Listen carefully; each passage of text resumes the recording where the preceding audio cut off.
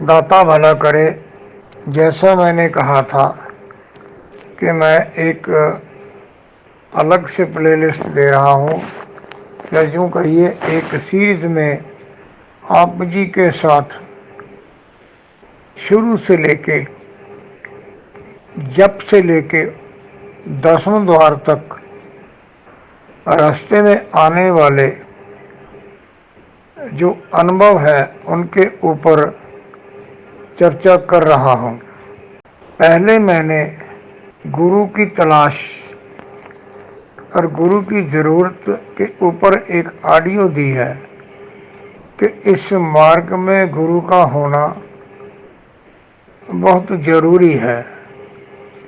कुछ लोग ये कहते हैं कि हमने गुरु धारण नहीं किया, फिर भी हमें इस राह पे चलते हुए कुछ उपलब्धियां हो रही हैं।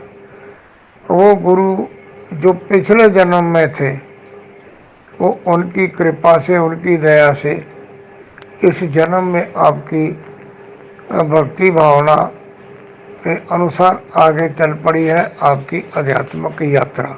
उसके बाद मैंने कहा था कि मन को काबू किया नहीं जाता, मन से हटा नहीं जाता, लेकिन मन को जप करने के लिए लगाया जा सकता है कि अपना जप इतना जरूरत से ज़्यादा हो जाए कि मन भर जाए और मन जप करने लगे। अब मन जब जप करने लगता है तो अनहद नाद पैदा होता है। नाद के ऊपर मैं बता चुका हूँ कि ये आत्मा को परमात्मा से मिलाने वाला है, लेकिन नाद से ही हमारे शरीर के जो लोग कहते हैं ना जी चक्र है, और कुछ लोगों को ये वहम हो जाता है सुन के ये चक्र है तो हमारे भीतर चक्र घूमते हैं जी, हमारी नाभि पे चक्र घूमता है, हमारे मस्तिष्क पे चक्र घूमता है जी, हमारे सर के ऊपर एक चक्र सा घूमता है। ये जो हम रोज रोज अपने कानों में चक्र की बात करते रहते हैं ना, वो हमारे मस्तिष्क में एक विचार बन जाता है और वही हमें ऐसा लगता है कि कोई चक्र है जो घूम रहे हैं। कोई चक्र नहीं घूमते हैं, ये द्वारे हैं। और जैसे एक बहुत बड़ा विशाल भवन होता है, उसके अंतर में कमरे होते हैं, कक्ष होते हैं, और वो कक्ष जो है वो हमारे शरीर के भीतर है, और वो 9 है। 7 कक्ष जो है उनका अक्सर जिक्र किया जाता है। नाद में जब ये साधक जुड़ने लगता है तो हमारे भीतर जो सिमरण से पैदा हुई एक स्पिरिट है, यानी एक तरंग है, एक ऊर्जा है, वो अपना काम करने लगती है। सबसे पहले जो केंद्र खुलता है उसको मूलाधार कहते हैं, और वो जो मूलाधार है उसका जो ठिकाना है वो गुदा से मूत्र द्वार तक के बीच में है, और उसके बाद है स्वादिष्ठान जो हमारे मूत्र द्वार से थोड़ा ऊपर है। समझाने के लिए इन शब्दों का प्रयोग करना पड़ता है।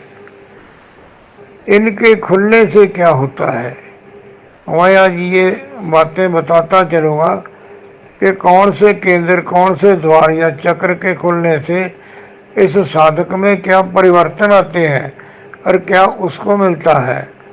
मूलाधार और स्वादिष्ठान के खुलने से इस जीव के अंतर में जो कामिक इच्छा है ना,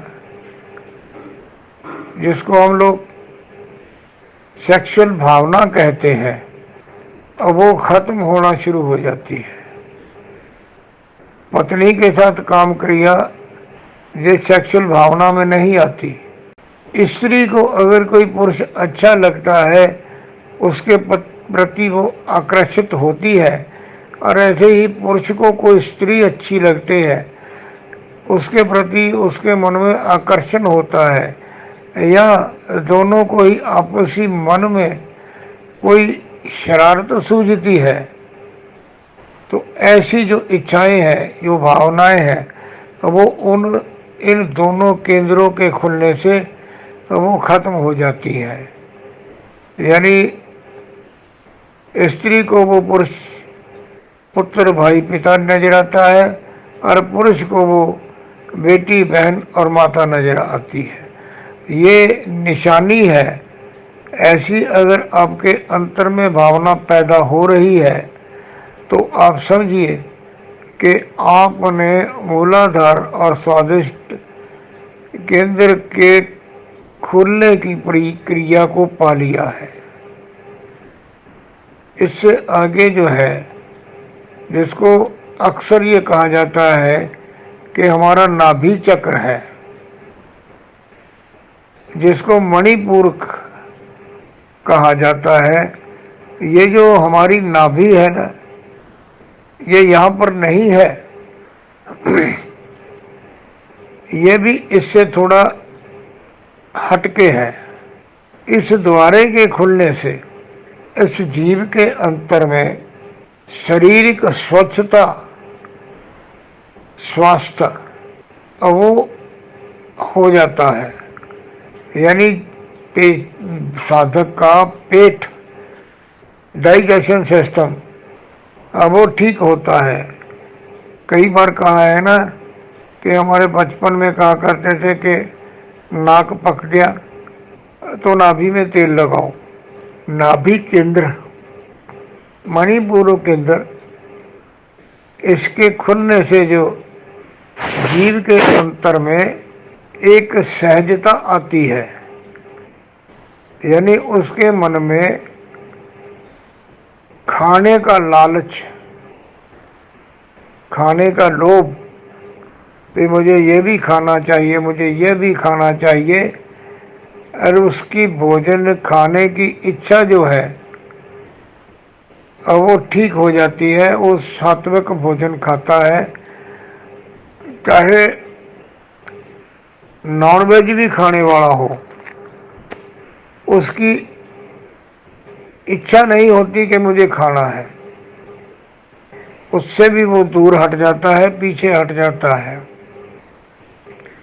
इसके बाद हमारा आता है हृदय चक्र। इसको जो है अनाहत कहते हैं। अनाहत, जैसे मैंने पहले कहा है कि आहत दो चीज़ों के टकराने से जो आवाज़ पैदा होती है उसको आहतनाद कहते हैं, और जो बिना किसी के टकराए पैदा होती है उसको अनाहत कहते हैं। हमारा हृदय 24 घंटे जन्म से लेकर मृत्यु तक हार्ट चक्र जो है ना, वो चलता रहता है, और हमारे भीतर में एक आवाज़ पैदा होती रहती है। जैसे हमारी नब्ज़ है वो चलती रहती है, ये कांस्टेंट, लगातार निरंतर ये आवाज़ आती रहती है, जो सुनने वाले हैं उनको सुनती है। और इसके साथ ही इस केंद्र के खुलने से साधक के भीतर करुणा भर जाती है। करुणा मतलब कि दया भाव उसके भीतर में बहुत ज़्यादा आ जाता है। दया भाव से मतलब, करुणा से मतलब ये है कि कोई दुखी जीव उसको अगर मिलता है, दिखता है, तो उसके भीतर ये बुलबुला उठता है कि ये इच्छा पैदा हो जाती है कि मुझे इसका कष्ट जो है अब वो दूर करना है, जैसे भी हो मेरे को इसकी मदद करनी है। ये हमारा चौथा चक्र या चौथा द्वारा है। और इसके बाद आता है कंठ, जिसको विशुद्ध कहते हैं। कंठ चक्र के खुलने से, यानी इस केंद्र के खुलने से जीव के अंतर में परमात्मा की कृपा से जो वाणी की सिद्धि है अब वो मिल जाती है। यानी ये साधक जो कहता है अब वो पूरा होता है। ये जो 5 चक्र आंखों के नीचे के हैं, इनका मैंने आपको बारीकी से वर्णन करके समझा दिया है। और ये अनहद नाद से जुड़ने के बाद खुलना शुरू होते हैं।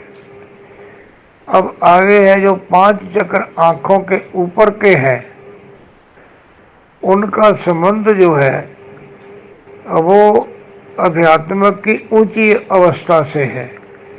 यानी माथे पे जहाँ बहनें बिंदी लगाती है, उस द्वार को, उस केंद्र को आज्ञा चक्र कहते हैं। आज्ञा चक्र का मतलब ये है कि नीचे की जो प्राइमरी चीज है वो साधक ने पास कर ली। अब उसको जो है ना वो हाई स्कूल में प्रवेश मिल गया कि यहाँ से उसने आगे की जो 5 कक्षाएं हैं उनकी पढ़ाई करनी है, अध्यात्मक पढ़ाई जो है ना वो करनी है। यहाँ से जो आज्ञा मिली तो यहाँ पर आगे चलने के लिए साधक को बहुत सी ऐसी शक्तियाँ मिलना शुरू हो जाती हैं कि जो पहले उसके पास नहीं होती है। इसके लिए मैं आगे चल के और विस्तार से चर्चा करूँगा। हाँ, यहाँ मैं आपको एक हल्का सा इशारा भर कर देता हूँ कि हमारे भीतर एक सूक्ष्म नाड़ी है और कुंडली शक्ति है। और वो जिसको कहते हैं ना कि हमारे रीढ़ की हड्डी के जो नीचे का मनका है वहाँ पे वो कुंडल मार के बैठी है, जैसे सर्पणी बैठी होती है। और ये जागृत होती है अनहद नाद के सुनाई देने से। इस पॉइंट को जरा बारीकी से समझिए कि इसका नाद से क्या संबंध है, क्या नाता है। जैसे सपेरा पिटारी में से उसका ढक्कन उतार के बीन बजाता है तो उसके भीतर जो नाग या नागिन है वो बीन की आवाज़ सुन के अपने फण को उठा के ऊपर को खड़ा हो जाता है। ऐसे ही नाद रूपी वीणा की आवाज़ से, नाद रूपी बीन के बजने से हमारी जो सूक्ष्मता है और जो कुंडली है वो जागृत होने लगती है। ये कैसे जागृत होती है, इनका रास्ता क्या है और ये कहाँ पर जाती है, इनके जागृत होने से साधक को कौन सी सिद्धि मिलती है, इसका मैं वर्णन अगले ऑडियो में करूँगा। धन्यवाद। दाता भला करे।